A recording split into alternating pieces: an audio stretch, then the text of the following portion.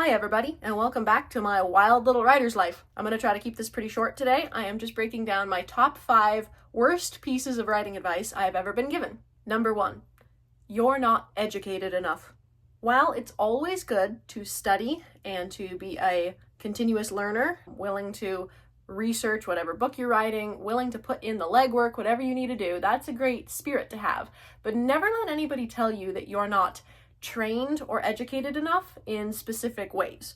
I, for example, was told that because I'd never gone to college, I graduated high school, I decided college was not for me. I did not want to leave home. I was already working. It would not have been a smart decision then or ever for me. I have never needed college. I have never not gotten a job, and I've had like 16 jobs. I was realizing the other day, that's kind of crazy. But I've had people tell me, well, you never really took a college writing course, so you publish books? Well, for one thing, when I published my first book, I wasn't even out of high school yet, so I couldn't really be accused of being uneducated. Maybe I guess I could have, but people like it. But as far as I know, all you're gonna learn in a college writing course or literature course, don't quote me on this because I've never done one, so I don't really know, is I assume you learn kind of the rules and the rubrics, which I feel is very easy to figure out on your own. I did at 13 just because I'd read a lot of stuff and I kind of knew how one writes a book, how pacing is supposed to feel. Those kind of things are pretty intuitive when you have the book inside you and you're passionate about it and it just needs to come out. That kind of thing isn't really a roadblock. I assume the other thing you learn is what other authors have done before you. That I feel like you can also learn without paying to go to college because you can just read what other people have done. I do suggest that. I suggest reading lots of different genres, the one you want to write and lots of ones that you don't want to write, just to kind of see what's been done before you. But anyway, the rule of having to adhere to a norm like that, of you need to do this one specific set of studies before you can have your creativity, I feel that is very stifling. And for me, it was certainly never true, especially because with the concept of going to college comes so much garbage that you do not need to add into your life. I do, however, advocate for continuous learning and furthering your own education in your own sweet time as you like it, I've done master classes that I thought were baloney. I've done a lot of reading by famous authors who share their wisdom in books that they've written, or just reading great books and seeing what the authors did. I've watched a lot of great YouTubers who have some fantastic writing advice. There's just a lot of easier ways to educate yourself than by letting someone tell you that you need to do a certain fixed set of rules. Number 2, write what you know, or write only what you know. Now, this is a double-edged sword. I, for one, really think it is great to write what you know. In my novels, I tend to add so much realism and stuff I can relate to. For example, in my Stonewall stories, all the parts about playing cops and robbers as a child with my friends in our family's orchard, that is all completely autobiographical. That's what I know.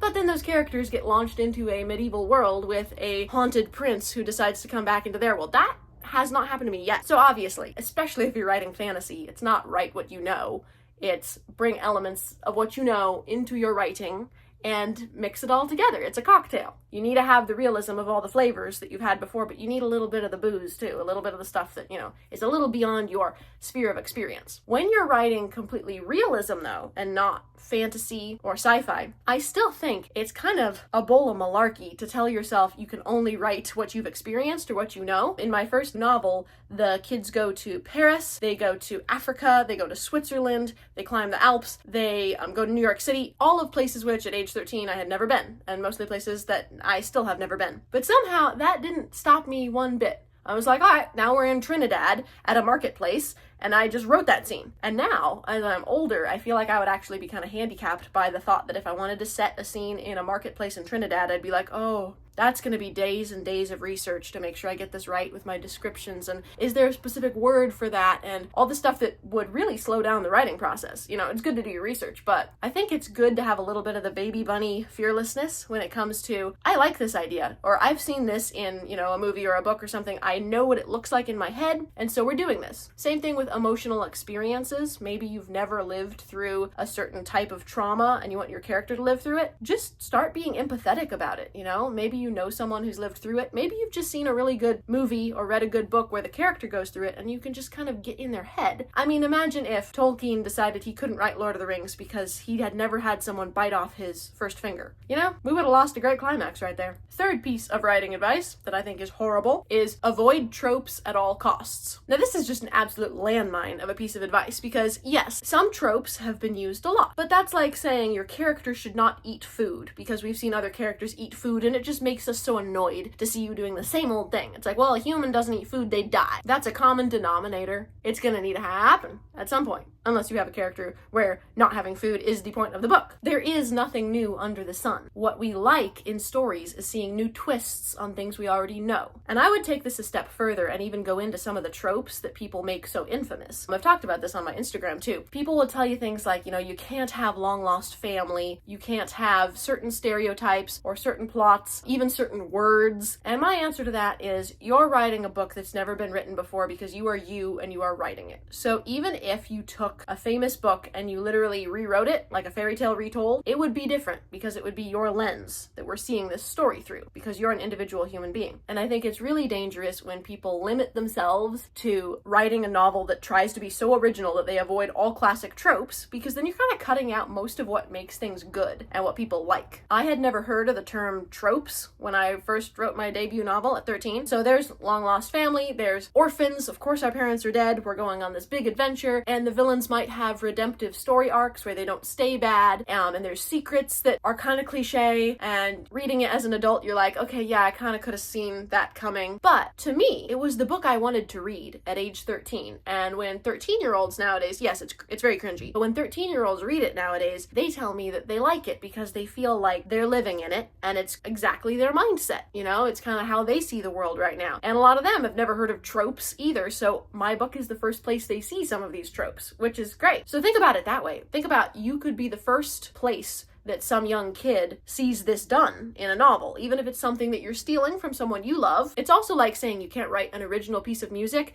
and use an instrument or a set of notes that has ever been used before. No more G chords across the entire universe, because G chords are now a trope. They're overdone. So many songs have a G chord in them. That would not be how art functions. So why do we do that in writing? Yes, you don't want to absolutely rewrite someone's stuff unless you're doing a retelling of something, but also never shy away from something just because you heard someone say, oh, that trope is so overdone. I have a prince in my novels who is brooding and haunted, and everything that everyone's gonna tell you is just so overdone with like the broody bad guy. You're supposed to kind of wonder about him. You don't hate him, but you also definitely don't love him because he is the villain. And I have heard so many people tear that archetype apart, but I know without a shadow of a doubt that my character is different from anyone I've ever read and different than any other character that's ever been, because I am writing this character and I know where he's going and I know why certain elements of his character need to be the way they are. And I could listen to people tear that character archetype down all day and I would never change the way I'm writing him, because I know myself and I know this is going where it's going. Have faith in your own unique individuality and put that twist on that trope, and I can't wait to read it. All right, number 4. Now we're getting into the ones that really make me mad. Number 4, worst piece of writing advice one can receive: write like a marketer. Write to the trends. Write what is cool, what is in. That is the dumbest piece of advice I've ever heard. People will tell you things like, well, it has to be written in the same tense and the same style and the same first-person narrative that best-selling books are written in, because that is what's selling right now. Or they'll tell you, sorry, teen dystopia is very much out, but teen dystopia sci-fi is very much in. Then you see these eras come and go so fast, and you think, what if I changed my entire dream of my project, my book, to fit some kind of niche trend, and then the trend just flies by, and anyone who's not into it anymore 6 months from now kind of leaves your book in that trend, because trends from time immemorial come and go like the blink of an eye. What endures are the things that transcend the trends. No one's saying Lord of the Rings is trendy right now. It is its own thing. It started the trend of Lord of the Rings. It is carrying it through. Other people have imitated it. Were there other stories kind of like that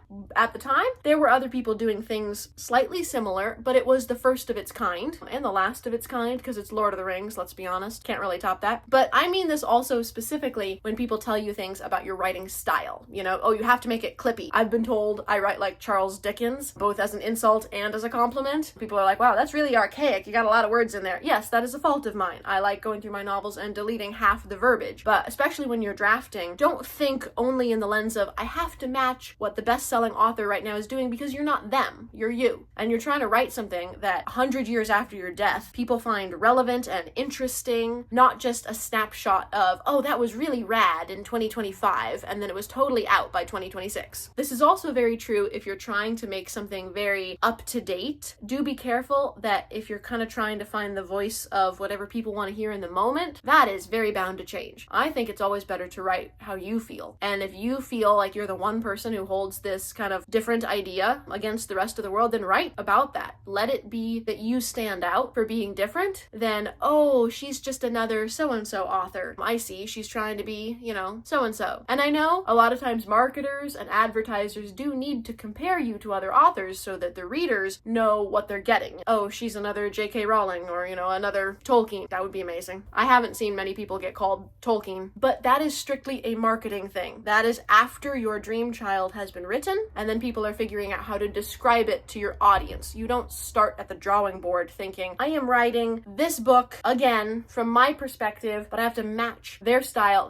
And this one steams me up because it has actually slowed me down sometimes. I've gone through some eras where I wasn't confident in my writing voice, and then someone drops this piece of advice on you, like, oh, you just need to write like so-and-so because they're popular. And then I read some of their stuff and I go through my stuff and I'm like, I'm nothing like them. This is horrible. I'll never sell. I need to redo everything I am doing and write it in a different tense or write it in first person now. And some books, for me, work in first person, others do not. And you should never try to change what happened. I mean, obviously, you're editing and tweaking and changing your own ideas, yes, but never let outside advice tear down your world or make you doubt what first made you love this idea, because I think that's when we lose our unique voice in the writing world. And we've all seen those authors where you read them and you're like, oh yeah, they're just completely copycatting someone famous that they're trying to kind of be the 2.0 version of. And I ended that sentence in a preposition. Don't do that. Also makes me mad. Let's move on to thing that makes me mad, number 5. This one might be controversial to some of you, but this one drives me nuts. When people say you have to pick your genre and you have to stay with it and you cannot genre hop, that is not professional. That is not allowed. That, I think, is a whole bunch of baloney. And I'm just speaking from personal experience because my first novel that I wrote had nothing fantastical in it. I mean, it was kind of a Jules Verne concept of like, yes, things got really unrealistic, but it's kind of like a classic Disney fairy tale, orphans on an adventure. So things are fantastical, but there's no magic, there's no supernatural elements. It's just our world. And I knew I was going to make it like that, but I knew that the dream child of my life was the Stonewall stories, which does include other worlds, supernatural elements, and spiritual beings, and all these things that I knew I was going to write into my story. No one told me when I was 13, oh, you can't write something without those things and then start writing the series with those things because people will be confused. But even more than that, I have a dream to write lots of Stonewall books, yes, and people will know what to expect from that. I also have in the works a crime thriller that has absolutely nothing supernatural in it. It's like a procedural undercover cop story. I also have a slice of life story about a special needs kid in Kansas. And you could tell me, oh, well, you're not the person to write that novel because your genre is now the Stonewall universe with all its supernatural elements. And people say readers will be disturbed if they pick up a book that they're expecting something from you and it's something kind of different. Well, I feel like you'd be kind of dumb if you picked up a book where it was clearly marketed as a crime thriller and you really expected it to be part of my Stonewall universe. I mean, maybe that's just me, but I feel like I kind of try to understand what a book's going to give me before I start it. So I feel like that's on the reader,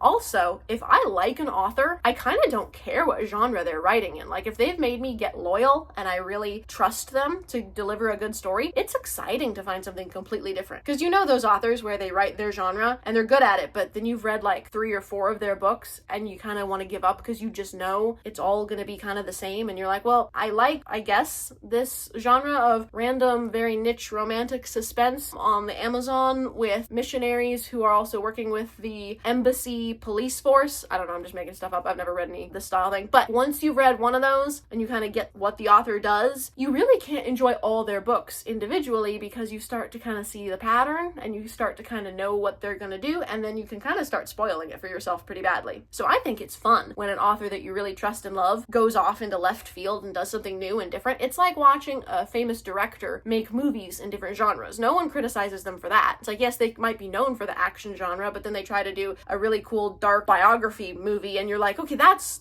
cool because I know and trust this director to at least deliver something good. And on top of all that, there's the element that you are going to write with your same voice because you are still you. So even if you are switching genres, for example, I do want to write my procedural undercover cop crime thriller, but I am writing it because my aunt and uncle were undercover cops and I have talked to them about specific events. One of those events is what this novel's based off of. So it is kind of personal experience to me, and I'm adding this this overarching element that this undercover cop is really good at what she does because she is a writer, and in her head everything is fantastical and supernatural and everything that comes into the Stonewall stories, and so pretending is her strong suit, hence why she's good at doing undercover work. So really, it isn't that you're jumping through the genres and trying something you're not good at, it's that you're taking your skill set of whatever is your signature thing, you take it into a new genre and you kind of spice it up with that. Or for example, I know I'm kind of known for being ridiculously optimistic and loving talking about heaven and hopes and dreams and all that kind of stuff. So if I write a slice of life, depressing little book about a special needs girl in Kansas, I'm not going to write it the same way someone else would if their worldview was different. It's going to be the Stonewall universe going into that genre and instilling it with all the hilarity and the hope and the starry-eyed dreaming about heaven that is me. So I think that's the real secret. You can write whatever book you want to write. You can start with a crime thriller now, and you can write a romance as long as you make sure it's nice and appropriate, 10 years down the line when you fall in love and that's more appropriate. And I don't think you should ever think, oh, well, I locked myself into this one career path, this one genre, that's what people expect of me, so I must never change. You're gonna change, your life is gonna change, your experiences are gonna grow, and your unique voice might be just what we need in some other genre. You can give us a sample of what you do in that genre, and that might be absolutely fantastic. So have a great rest of your writing day, and don't let any advice ever bring you to the ground. You are better than you think you are, so keep writing, and I will too. Like, subscribe, comment, check out my other channel called That Western Nerd so that this backdrop will make sense. Buy me a puppy, all that jazz, and I hope to read your stuff soon, and maybe you'll be interested in reading mine. Have a great day, everybody. Stay gold, Pony Boy.